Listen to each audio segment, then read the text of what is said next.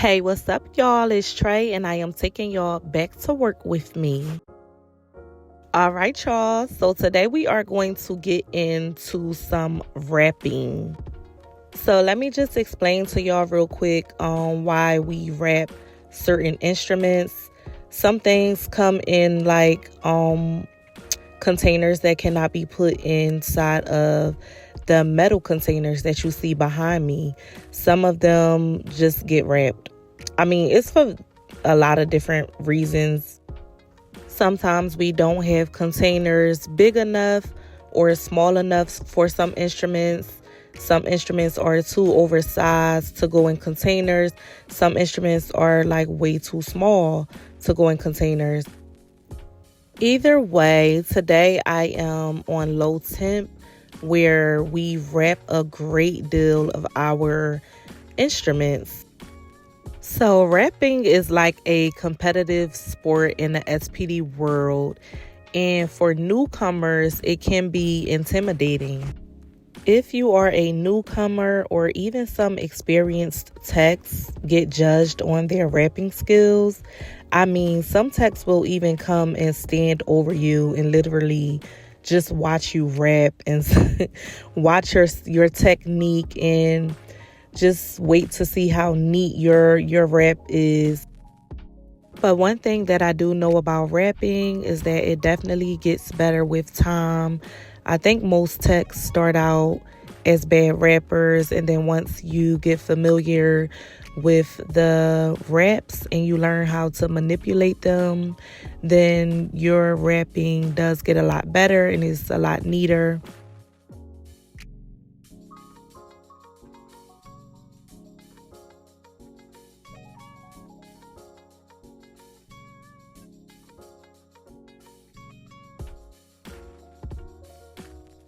So I tried to grab a lot of items that were different sizes just so you guys can see how it is to wrap small items, big items, and items in between.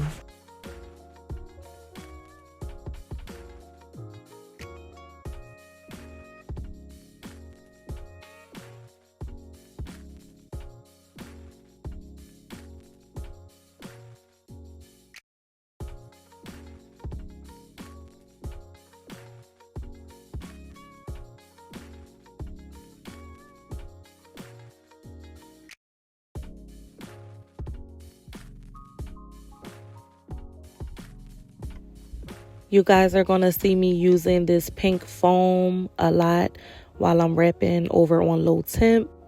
And the foam is just put in place as a protection for whatever is being wrapped. And it also prevents any holes or tears from happening after the item is wrapped. If an SPD tech does come across a wrapped item that appears to have a hole or tear in the wrap, then the item needs to be re-wrapped.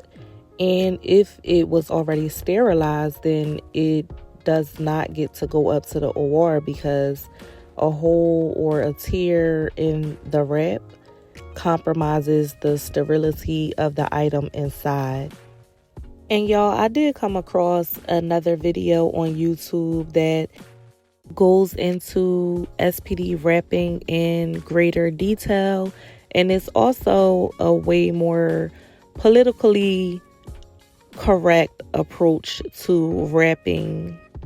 Y'all know I love to leave disclaimers at the end of all my videos explaining that I am not an educator or an instructor.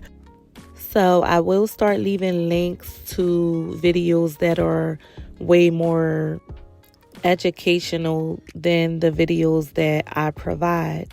Now, what you see me wrapping here is one of the bigger items that gets wrapped. This is an endoscope. These scopes are very challenging to wrap because they are so big, and I do take pride in wrapping my scopes because I love how neat they always come out. And yes, I am one of those wrappers that if something looks sloppy, I will redo the wrap. If you do notice that your wrapping looks a little off or sloppy once you're finished.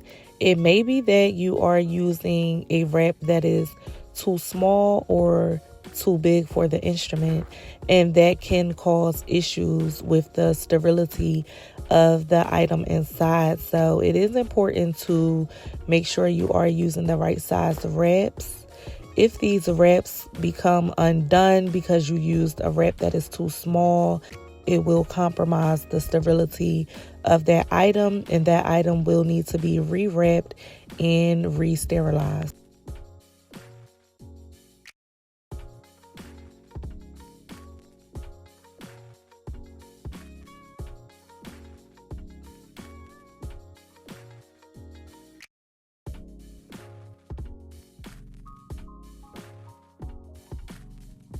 Here I am wrapping one of our scopes, which is, for me, another challenging item to wrap just because of how long the scope is. It's kind of a funny shape, and you have to really make sure that that wrap is covering the whole scope.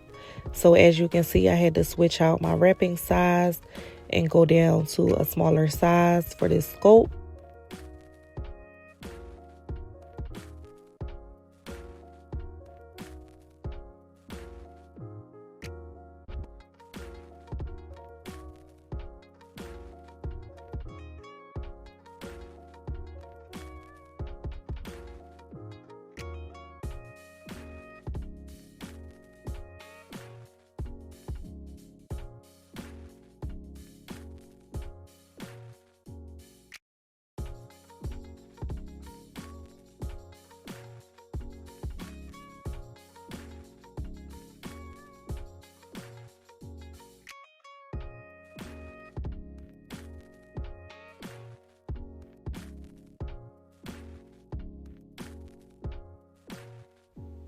Okay, guys, and that is the end of this video on wrapping in the SPD.